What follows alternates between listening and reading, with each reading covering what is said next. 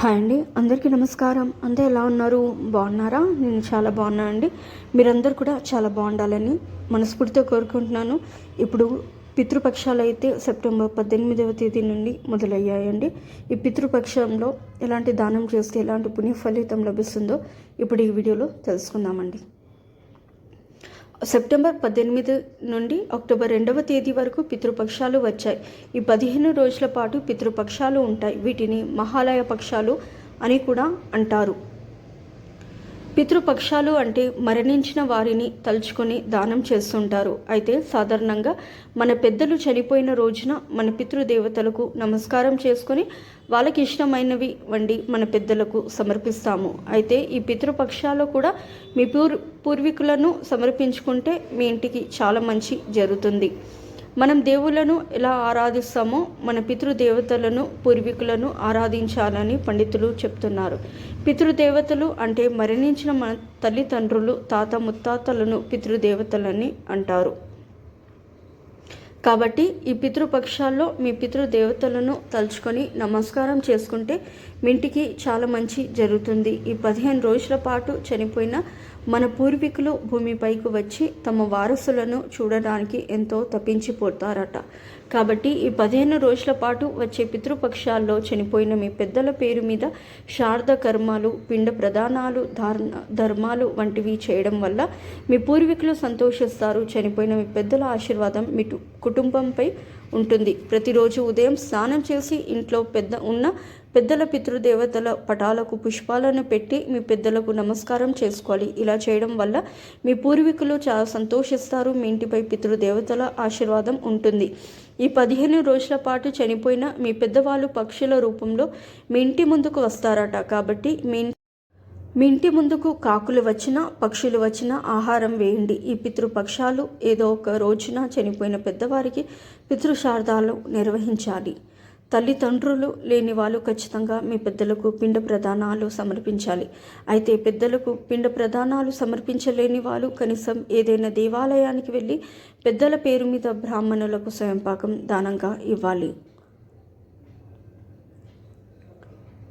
స్వయంపాకం అంటే కొన్ని పప్పు దినుసులు అలాగే సరుకులను చనిపోయిన మీ పెద్దల పేరు మీద బ్రాహ్మణులకు దానం చేయాలి. ఈ పితృపక్షాలలో ఇలా దానం చేస్తే మీ ఇంటికి ఉన్న దరిద్రం మొత్తం తొలగిపోయి మీ కుటుంబానికి ఎలాంటి కష్టం లేకుండా అష్ట ఐశ్వర్యాలతో జీవిస్తారు. కాబట్టి ఈ పితృపక్షాలలో తప్పకుండా చనిపోయిన మీ పూర్వీకుల పేరు మీద పిండ ప్రదానాలు సమర్పించడం లేదా స్వయంపాకం దానం చేయడం వల్ల చనిపోయిన పెద్దలు చాలా సంతోషిస్తారు.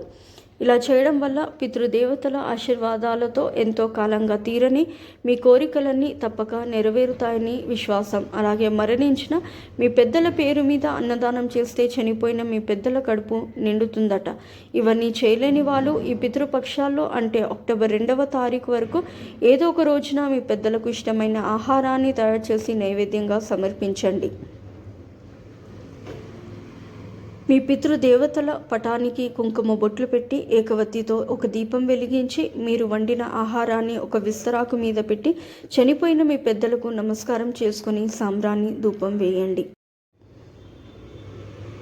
ఈ విధంగా చేయడం వల్ల మీ కుటుంబానికి ఉన్న కష్టాలన్నీ తీరిపోతాయి. కాబట్టి ఈ పితృపక్షాల్లో ఈ నియమాలను పాటిస్తే మీ పితృదేవతలు సంతృప్తి చెంది సుఖ సంతోషాలతో పరలోకంలో ఉత్తమ గతులు లభిస్తాయని శాస్త్రాల ద్వారా తెలుస్తుంది. ఈ 15 రోజుల పాటు భార్యాభర్తలు కలవకుండా బ్రహ్మచర్యం పాటించాలి. ఇంట్లో ఎలాంటి శుభకార్యాలు చేయకూడదు, పెళ్ళిళ్ళు చేయకూడదు, పెళ్ళిళ్ళ ముహూర్తాలు కూడా పెట్టుకోకూడదు, నామకరణాలు చేయకూడదు, గృహ ప్రవేశాలు చేయకూడదు, అద్దె ఇల్లు కూడా మారకూడదు, భూములు కొనడం, భూముల రిజిస్ట్రేషన్లు చేయడం వంటివి కూడా చేయకూడదు. పుణ్యక్షేత్రాలకు వెళ్ళి మీ మొక్కులను తీర్చుకోకూడదు, తల వెంట్రుకలను కూడా దేవునికి సమర్పించకూడదు. అలాగే మీరు తినే ఆహారంలో ఉల్లిపాయ అలాగే వెల్లుల్లి ఉండకూడదు. మీ ఇంటికి ఎవరైనా అతిథులు వస్తే ఖాళీ చేతులతో బయటికి పంపకండి. ఇది మీ ఇంటికి దోషాలను కలిగిస్తుంది. ఈ పితృపక్షాల్లో మీ పెద్దల పేరు మీద ఎలాంటి దానాలు చేయలేని వాళ్ళు చనిపోయిన మీ పెద్దలను తలుచుకుంటూ ఏదైనా ఒక ఆవుకి గడ్డిని తినిపించండి. ఇది కూడా చేయలేని వారు మీ ఇంటి ముందు నిల్చొని 2 చేతులను జోడించి ఆకాశం వైపు చూస్తూ చనిపోయిన మీ పూర్వీకులను తలుచుకుంటూ నమస్కారం చేసుకోండి. ఈ పితృపక్ష మీరు అన్నం తినే ముందు మీ పూర్వీకుల పేరు మీద కొంత ఆహారాన్ని పక్కన పెట్టాలి. అలాగే రాత్రి సమయంలో కూడా మీరు అన్నం తిన్న తర్వాత ఒక గిన్నెలో కొంచెం అన్నం తీసి మీ వంటగదిలో పెట్టండి. ఎందుకంటే పితృపక్షాల్లో రాత్రి సమయంలో మన పితృదేవతలు ఇంట్లో తిరుగుతూ ఉంటారు. కాబట్టి మీ ఇంటికి వచ్చిన పితృదేవతలకు మీ ఇంట్లో ఉన్న ఆహారాన్ని కడుపారా తింటారు. కాబట్టి రాత్రి సమయంలో మీ ఇంట్లో ఆహారం లేకపోతే మీ పితృదేవతలకు కోపం వచ్చి ఇంటికి శాపం విధిస్తారు. దీనివల్ల మీ ఇంటికి పితృదోషాలు కలుగుతాయి. మీ కుటుంబానికి పితృదోషాలు ఉంటే అనేక కష్టాలు ఏర్పడతాయి. మీరు చేసే పనిలో ఆటంకాలు ఎదురవుతాయి. మీ కుటుంబంలో ఉన్న స్త్రీలు చిన్న వయసులోనే భర్తను పోగొట్టుకుంటారు. కుటుంబంలో అనారోగ్య సమస్యలు వస్తాయి. ముఖ్యంగా సంతాన భాగ్యం లేకపోవడం, పుట్టిన సంతానం మరణించడం ఇలాంటివి జరుగుతుంటాయి. కాబట్టి మీ ఇంటికి పితృదోషాలు ఉంటే ఇలాంటి తీవ్రమైన సమస్యలు సంభవిస్తాయి. కాబట్టి ఈ పితృపక్షాల్లో చనిపోయిన మీ పెద్దలను స్మరించుకుంటే మీ ఇంటికి మంచి జరుగుతుంది. ఈ పితృపక్షాల్లో అక్టోబర్ 2వ తేదీన మహాలయ అమావాస్య వచ్చింది.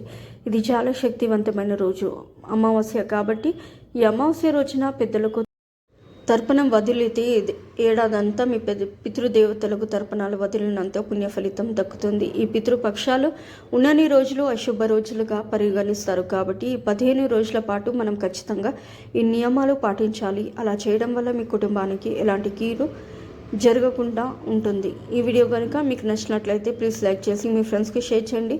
అలాగే మా కొత్త వీడియోస్ మీకు వెంటనే చేరాలంటే మా ఛానల్ని సబ్స్క్రైబ్ చేసుకుని పక్కనే ఉన్నటువంటి బెల్ ఐకాన్ని ప్రెస్ చేయండి. ధన్యవాదములు. సో ఇదండి వాటి వీడియో. రేపటి వీడియోలో మళ్ళీ కలుస్తాను. అంతవరకు సెలవు. నమస్కారం. సర్వేజన సుఖినో భవంతు. Please like, share and subscribe to channel.